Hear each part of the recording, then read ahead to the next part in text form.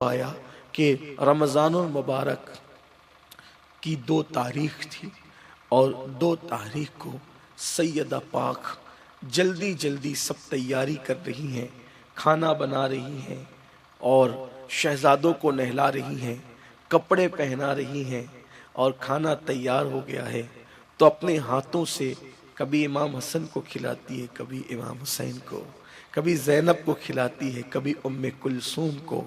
مولائے کائنات آ کر دیکھتے ہیں، مسکرا کے کہتے ہیں سیدہ آج کچھ معمول سے ہٹ کر ہے، کچھ معمول سے ہٹ کر تیاریاں ہیں۔ سیدہ پاک کہتی ہاں جانے کا وقت آ گیا ہے، شاید اب میں دنیا میں نہیں رہوں گی، تو بس اس لیے آج بچوں کو اپنے ہاتھ سے کھلا رہی ہوں، تاکہ حسین کو اس لیے اور زینب کو اس لیے ہاتھوں سے کھلا رہی ہوں کہ کربلا میں جب میرے شہزادہ اور میری شہزادی 3 دن کی بھوک ان کو پریشان کرے تو ماں کے ہاتھوں کا کھانا ان کے لیے جو ہے وہ ایک راحت اور صبر کا سبب بن جائے۔ کربلا یاد آ گئی ہے اور بہت سی باتیں ہو رہی ہیں جس کو لکھا گیا ہے کتابوں میں، جس کو بیان کیا ہے صوفیہ نے، اور اس کے بعد مولا کائنات کرم اللہ وجہہ الکریم کو سیدہ کہتی ہے علی میرے بعد دوسرا نکاح تو کرو گے۔ مولا کائنات نے جب سنا جانے کا وقت قریب آ گیا ہے تو سوچتے ہیں کہ اب کیا بیان کروں، کیونکہ جب تک کہ سیدہ حیات تھی مولا علی نے حضور کے حکم پر دوسرا نکاح نہیں کیا تاکہ سیدہ کا دل نہ دکھے، سیدہ پاک کا دل نہ دکھے۔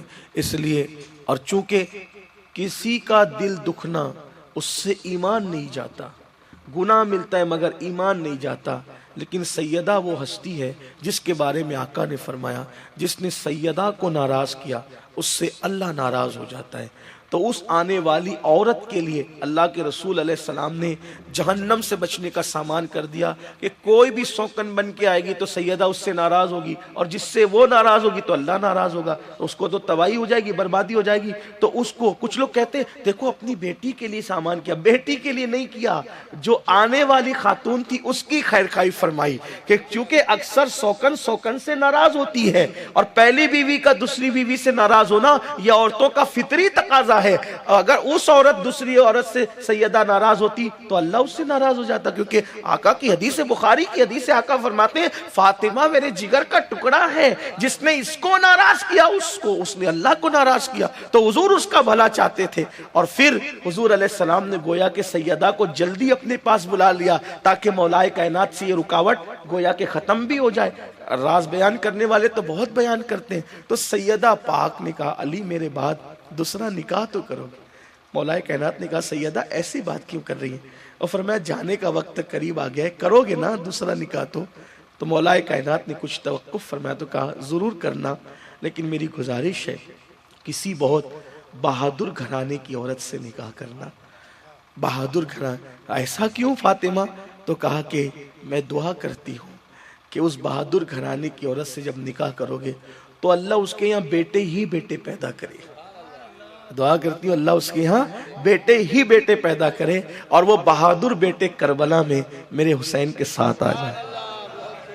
تو مولا کائنات نے سیدہ فاطمۃ الزہرا کی اس وصیت پر بہادر گھرانے سے نکاح کیا۔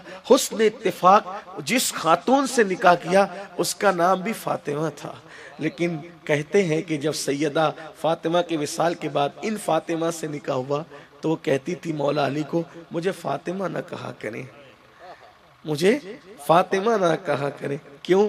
اس لیے کہ آپ مجھے فاطمہ کہہ کے پکارتے ہو، کہیں حسن حسین اور زینب ام کلثوم کو اپنی دنیا سے جانے والی ماں یاد نہ آ جائے۔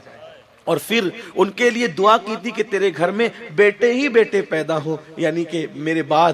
تو اللہ تعالیٰ نے وہاں کثرت سے بیٹے دیے، اسی لیے اس خاتون کو لوگوں نے ام البنین کہا۔ ام البنین کا مطلب بیٹوں کی ماں، اور پھر انہی بیٹوں میں غازی عباس ہیں، حضرت محمد ابن علی ہیں، عمر ابن علی ہیں، ابو بکر ابن علی ہیں، یہ سب وہ شہزادے اسی ماں کے ہیں اور جسے ام البنین کہتے ہیں۔ لیکن ایک بات آپ کو بتاؤں، یہ سیدہ کی دعا کی برکت تھی جو وہاں بیٹے ہی بیٹے پیدا ہوئے، مگر ام البنین بھی وہ شان کی خاتون تھی جو اپنے بیٹوں کو کہتی تھی اگر میرے دودھ کی لاج رکھنا ہے تو حسین کے قدموں پہ کربلا میں قربان ہو جائے۔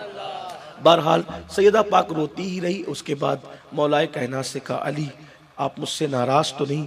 تو فرمایا آپ نے مجھے کب ناراض کیا؟ میں کبھی آپ سے ناراض نہیں رہا۔ کبھی ایسا ہو گیا کہ آپ ناراض ہو گئی لیکن میں آپ سے کبھی ناراض نہ رہا۔ تو مولا کائنات سے عرض کیا کہ آپ راضی ہو جائیں، کیونکہ میرے بابا نے مجھ سے فرمایا کہ اگر فاطمہ تم اس حالت میں دنیا سے رخصت ہوئی کہ علی تم سے ناراض ہوئے تو میں قیامت میں تم سے ملاقات نہیں کروں گا۔ تو فاطمہ الزہرا سیدہ نے کہا آپ مجھ سے ناراض نہیں؟ کہا آپ نے مجھے کبھی ناراض کیا ہی نہیں، آپ نے مجھے کبھی دل دکھایا ہی نہیں۔ پھر فرماتی ہے کہ علی ایک بات کہوں، جب میں دنیا سے چلی جاؤں تو میرا جنازہ رات میں اٹھانا، رات کے وقت میرا جنازہ اٹھانا اور میرے جسم پر کسی مرد کی نظر نہ پڑنے پائے۔ بلکہ علامہ عبدالرؤف مناوی رحمۃ اللہ علیہ وہ لکھتے ہیں، کئی روایتیں، ایک روایت علامہ عبدالرؤف مناوی کی یہ ہے، وہ لکھتے ہیں کہ سیدہ نے غسل کر لیا اور غسل کر کے کپڑے پہن لیے اور فرمایا کہ اب مجھے جو ہے وہ میرے جسم کو کھولا نہ جائے، اسی کپڑوں میں مجھے دفن کر دیا جائے۔ اور بعض لوگوں نے لکھا کہ سیدہ پاک کے وصال کے بعد حضرت اسماء بنت عمیس رضی اللہ تعالی عنہ نے، تو سیدنا صدیق اکبر کی بیوی تھی، انہوں نے سیدہ پاک کو غسل دیا اس طرح سے کہ امام حسن اور امام حسین پانی لالا کر کے دیتے تھے اور سیدہ اسماء بنت عمیس کو غسل دیتی تھی۔ جب آپ کو کفن میں رکھ دیا گیا، بلکہ کبھی نہیں مسکرائی، مسکرانے کا ایک واقعہ ابھی یاد آیا کہ کبھی نہیں مسکرائی، جس دن وصال ہو رہا تھا اس دن مسکرائی۔ اور کیوں مسکرائی؟ ایک دن بہت فکر میں بیٹھی تھی تو حضرت اسماء بنت عمیس آئی، پوچھا بی بی بہت فکر میں کیوں ہو؟ تو کہتی ہے کہ اسماء میں نے زندگی بھر اتنا پردہ کیا کہ میرے جسم پر کسی مرد کی نظر کبھی نہیں پڑی، لیکن اب مجھے وقت میرا وصال کا آ گیا ہے، میں سوچ رہی ہوں کہ میرا انتقال ہوگا تو جب مجھے چارپائی پہ ڈال کے لوگ لے کر جائیں گے میرا جنازہ تو لوگوں کی نظر پڑ جائے گی، جیتے جی نہیں پڑی، دنیا سے جانے کے بعد تو پڑے گی، کیونکہ مدینہ منورہ میں کھاٹ پہ لے جا کر کے لے کے جاتے ہیں اور کھلا ہوا رہتا ہے جنازہ، ایک چادر پڑی رہتی ہے، تو لوگوں کو پتا چل جائے گا نا کہ فاطمہ آرام کر رہی ہیں۔ اس لیے میں فکر مند ہوں کہ کیا ہوگا میرے وصال کے بعد۔ حیاتی میں تو کسی نے نہیں دیکھا، بعد وصال حضرت اسماء جو صدیق اکبر کی بیوی تھی، کہ کچھ لوگ یہ بھی قصے گڑھتے ہیں نا کہ جب وہ صدیق اکبر اور مولا کائنات اور سیدہ فاطمہ میں اختلافات تھے، یہ تھا وہ تھا۔ آپ سے پوچھتا ہوں، آپ کی بیوی آپ کی اجازت کے بغیر کسی کے گھر میں نہیں جاتی، تو اس دور میں صدیق اکبر کی بیوی اسماء بنت عمیس اپنے شوہر کی اجازت کے بغیر سیدہ کی خدمت میں کیسے لگی ہوگی؟ سیدہ فاطمہ جب مرض وصال میں بیمار تھی تو ان کی خدمت کے لیے جو خاتون متعین تھی وہ اسماء بنت عمیس تھی، صدیق اکبر کی بیوی تھی۔ کچھ لوگ تو یہاں تک کہہ دیتے ہیں سیدہ کا وصال ہوا تو صدیق اکبر کو معلوم بھی نہیں پڑا، ان کی بیوی سارے معاملات میں، غسل ان کی بیوی دے رہی ہے، بیماری میں ان کی بیوی موجود ہے، تو آخر یہ کون سی بات ہے کہ سارا کام ان کی بیوی کر رہی ہے اور انہی کو خبر نہیں؟ بیوی کو خبر ہے، شوہر کو خبر نہیں۔ میں کہتا ہوں کم سے کم کہنے سے پہلے سوچا تو کریں۔ اور آپ سے کہتا ہوں کہ کالے کپڑے والوں کی روایتوں پر اعتبار کرنے کی بجائے روشن چہرے والوں کی روایتیں پڑھا کریں اور اس پہ توجہ کیا کریں، تو آپ کو بات سمجھ میں آئے گی۔ ہاں ہم لوگ کپڑے والے لوگ نہیں ہیں، ہم روشن دل والے، روشن چہرے والے لوگ، اور انشاءاللہ یہاں بھی روشنی ہے اور اہل بیت اور صحابہ کی وفا کے صدقے وہاں بھی روشنی ہوگی انشاءاللہ تعالی۔ اور یہ اسماء بنت عمیس کوئی معمولی خاتون نہیں ہے، اسماء بنت عمیس اس خاتون کا نام ہے کہ یہ وہ مقدر والی خاتون ہے کہ پہلا نکاح ان کا حضرت جعفر طیار کے ساتھ ہوا، حضرت جعفر شہید ہو گئے تو صدیق اکبر کے ساتھ دوسرا نکاح ہوا، پھر صدیق اکبر کا وصال ہو گیا تو مولا کائنات نے ان سے نکاح فرمایا، یعنی ایک کے بعد ایک بیوہ ہوئی 2 مرتبہ، تو دونوں مرتبہ بیوہ ہونے کے بعد ہر مرتبہ اللہ نے ان کو عظیم شوہر دیا، جعفر طیار جیسا شوہر، پھر ان کے بعد صدیق اکبر جیسا شوہر، اور ان کے بعد پھر مولا کائنات، یعنی تینوں شوہر ان کے بڑے نام والے ہوئے ایک کے بعد ایک یہ. اس سے یہ بھی پتہ چلا اگر کوئی عورت جوانی میں بیوہ ہو جائے تو شرافت اس کا نام نہیں ہے کہ وہ ایسی رکی بیٹھی رہے، کیونکہ کچھ لوگ سمجھتے ہیں اندر ہی اندر گناہ کرتے رہو، پاپ کرتے رہو اور اوپر سے شرافت دکھاتے رہو. ارے اندر کی گندگی اور پاپ سے بہتر ہے کہ نکاح کر لو. اسماء سے شریف اس دور میں کون ہو سکتا ہے؟ حضرت اسماء بنت امیس سے بڑھ کر آج کوئی شریف ہو سکتا ہے؟ جب وہ جعفر طیار کے بعد صدیق اکبر اور صدیق اکبر کے بعد مولا علی سے نکاح کر رہی ہے، تو آج کی بیٹیوں کو بھی چاہیے کہ جوانی میں اگر اللہ نہ کرے بیوہ ہو جائے یا طلاق ہو جائے تو اچھی جگہ پر دوسرے شوہر سے نکاح کر لو.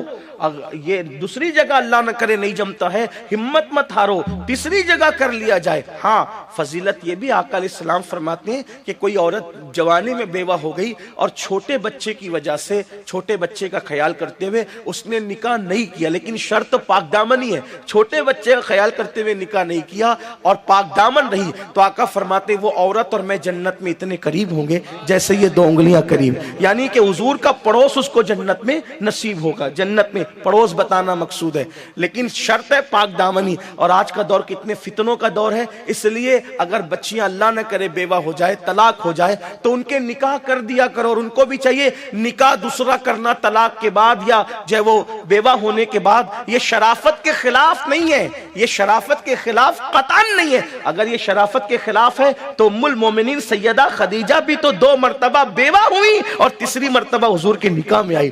تو یہ جو مشرکین کی سوچ ہے، یہ جو تہمات پرستوں کی سوچ ہے، اس سے نکلو اور قسمت میں جو لکھا ہے اس کو مکمل طور پر جو وہ تدبیر کے ساتھ اس سے نباہ کرنے کی کوشش کرو. تو عرض یہ کر رہا تھا جب سیدہ نے فرمایا کہ اسماء مجھے فکر ہے کہ میرے جسم پہ کسی کی نظر نہ پڑ جائے، تو حضرت اسماء نے کہا بی بی میں ملک حبشہ گئی تھی، حضرت جعفر طیار کے ساتھ گئی تھی وہ، تو میں حبشہ گئی تھی اور میں نے وہاں جو جنازہ دیکھا وہ ایسا تھا ڈولی والا جنازہ.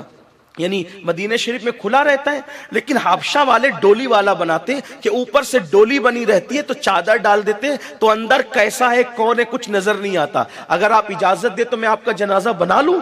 تو فرماتی بنا لو. تو سیدہ اسماء بنت امیس نے اس چارپائی پر ٹہنیاں لگائی کھجور کی اور اس کو ڈال کر کے سامنے لا کے رکھی. جیسی وہ ڈولی دیکھی 6 مہینے تک رونے والی سیدہ اپنا جنازہ دیکھ کے مسکرا پڑی. آج میرے پردے کا انتظام ہو گیا ہے. یہ سیدہ پاک ہے. پھر منگل کے دن 3 رمضان المبارک کو سیدہ پاک نے دنیا سے کوچ فرمایا اور اپنے بابا کے 6 مہینے کے بعد اور پھر جنت البقیع کے اندر سیدہ فاطمہ الزہرا کو دفن کیا گیا. نماز جنازہ 3 روایتیں، ایک تو حضرت عباس نے پڑھائی، ایک مولا علی نے پڑھائی، بعض لوگ کہتے ہیں صدیق اکبر نے پڑھائی، لیکن زیادہ تر لوگوں نے یا مولا علی کا نام بیان کیا یا سیدنا عباس کا. اور اس کے بعد حضرت علی، حضرت عباس، حضرت قسم، یہ سب لوگ قبر سیدہ میں اترے اور سیدہ کو لحد کے سپرد کیا. یہ سیدہ پاک کی مختصر سی داستان ہے. اللہ ان کی خیرات نصیب فرمائے. گفتگو کے درمیان کوئی غلطی ہے تو اللہ تعالیٰ معاف فرمائے. سیدہ کا صدقہ قوم کی ہر بیٹی کو اللہ عطا کرے، قوم کے ہر بیٹے کو اللہ عطا کرے. اللہ پاک ہمیں بھی سیدہ پاک کے قدموں میں دفن ہونے کی سعادت عطا فرمائے. گفتگو کے درمیان کوئی غلطی ہو تو اللہ معاف فرمائے.